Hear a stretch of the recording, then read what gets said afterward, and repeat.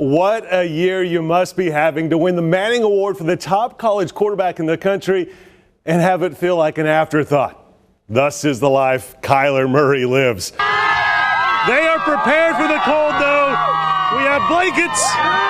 We have onesies. Hopefully they are warm onesies. I'm going to have to give it a try since I'm here at the State Fair of Texas. That's pretty good.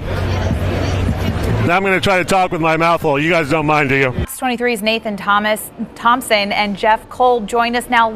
We're married and she messed up my name. That's okay, though. We're only about 2 hours away from kickoff. And on the other side, it has their name and in their school. My school, I guess, is Fox 23 Sports. Then they come over here in front of the bright lights, hold up this sign for identification, smile, and Ian takes their picture.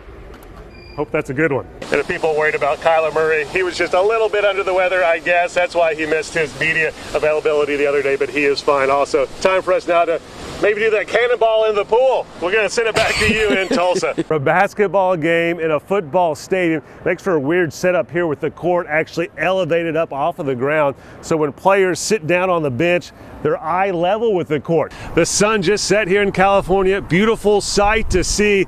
No time for sightseeing for the Thunder, though, even if they are up 1-0 over the Warriors in the Western Conference Finals. But there is an outside shot. How slim is slim? That's slim. About that slim.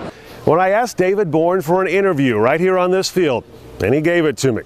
It was the first time the University of Oklahoma president talked publicly about Joe Mixon since surveillance video of the Sooner football star punching a woman in the face was released on December 16th.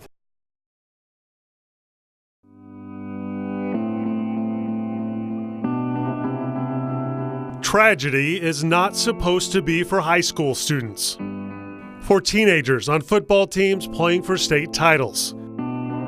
But it's the hand this team this year was dealt. It was one of the hardest things I've ever had to go through in my life. The Beggs football team and the community surrounding it are still healing from the murder of starting running back Cason Tolliver and his younger sister Chloe 5 weeks ago.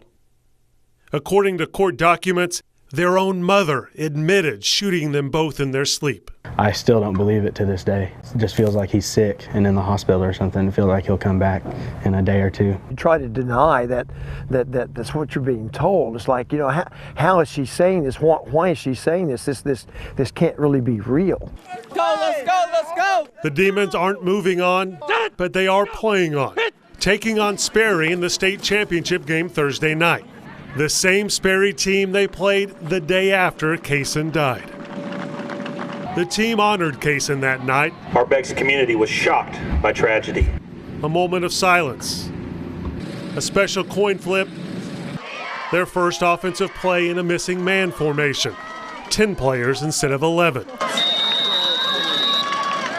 The Demons honor Cason still, wearing his number on their helmets, breaking their huddles with Cason Tolliver's initials. 1, 2, 3, KT!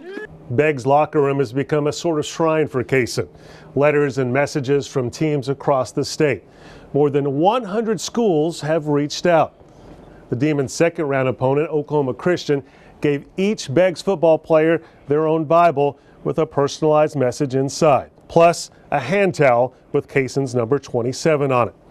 But the biggest tribute for Cason from the team itself, Cason's locker, left as it was, but with more.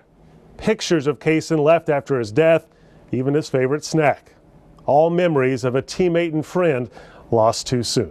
You know, you walk by and you see the pictures and stuff, and it feels like just yesterday you were taking those pictures or hanging around with him and stuff, and it brings a smile to your face and lets you know that how good of a friend he was. He's still here, like he's still a part of us, even though he's not physically, like he's still a brother to us. Remember, KT's with you.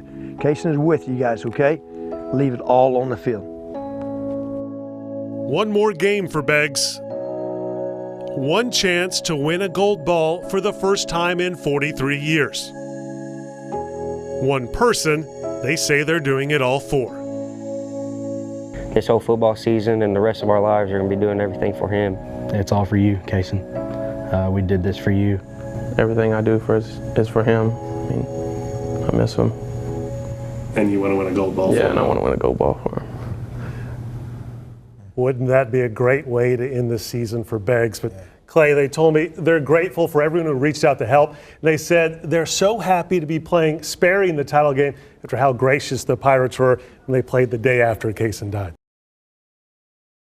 7 marathons on 7 continents in 7 days. It sounds like a nightmare for most people, but it's a dream accomplished for a Tulsa dentist. The frozen openness of Antarctica. Go. The start of the World Marathon Challenge. A whole new challenge for Raj Patel. It got to -30 and the wind started picking up. After 26.2 grueling miles on the snow, Patel and the other world challengers went to Punta Arenas, Chile. Then Miami for the 3rd marathon. A trip to Madrid came next, followed by Marrakesh, Morocco. Next, Dubai and temperatures up to 95 degrees. And then one final marathon in Sydney. I thought the idea was crazy at first. Dr. Patel is now back in Tulsa. It's good to be back to work. Back in scrubs, back working with patients, including me. Don't you think it's about time to take a break from running? Kind of think running is a rest in itself, isn't it though? Yeah, so yeah, I do rest by running. I've been Dr. Patel's patient for years. He updates me on his marathons in most appointments, but there's never been an update like this one. Are you a different person now than you were before this? You know, I don't think your person ever changes, but I think your mentality changes. I think your outlook on life changes. I feel totally different. Dr. Patel's running career almost ended before he even had a chance to do the World Marathon Challenge. Last January, he was in this room working on a patient that was sitting right here with a view of Memorial Drive right out the window. That's when the unimaginable happened. A car hopped the curb, ran into the dentist office, through these walls, pushed the chair up against this wall, and pinned Dr. Patel right here. It got really, it's a tough time. Fox 23 covered the crash when it happened. A scary sight to see. Even now, a scary memory for Patel. Do you think about that after you just did the 7 marathons in 7 days? It came to me all the time. I see this picture of my leg being raised up in the hospital with the IV going, and it's a miracle. It's a miracle. A miracle that led to an amazing accomplishment. 7 marathons in 7 days on 7 continents. Who would imagine such a thing? Hallelujah! A Tulsa dentist would. You know, I always say dream dreams that are bigger than yourself and let God fill in the dots. Wow. I'll tell you what, I can't even imagine doing what he did at the end of January right there. But he's also got another thing coming up, a marathon in all 50 states. He's got 49. He's going to Alaska in July.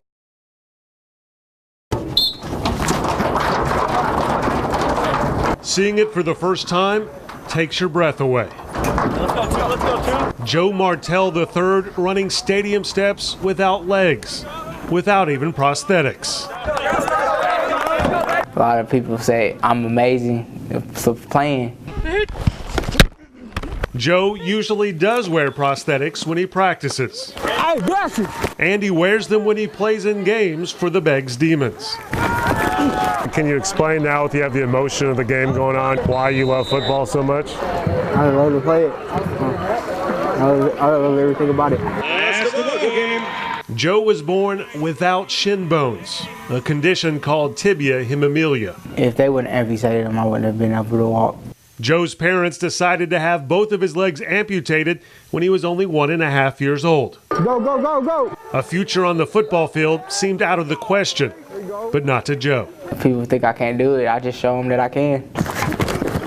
And he shows them on a daily basis, in games and on the practice field. When we're coaching one kid hard, I promise you we're coaching Joe just as hard. And I couldn't be prouder of him.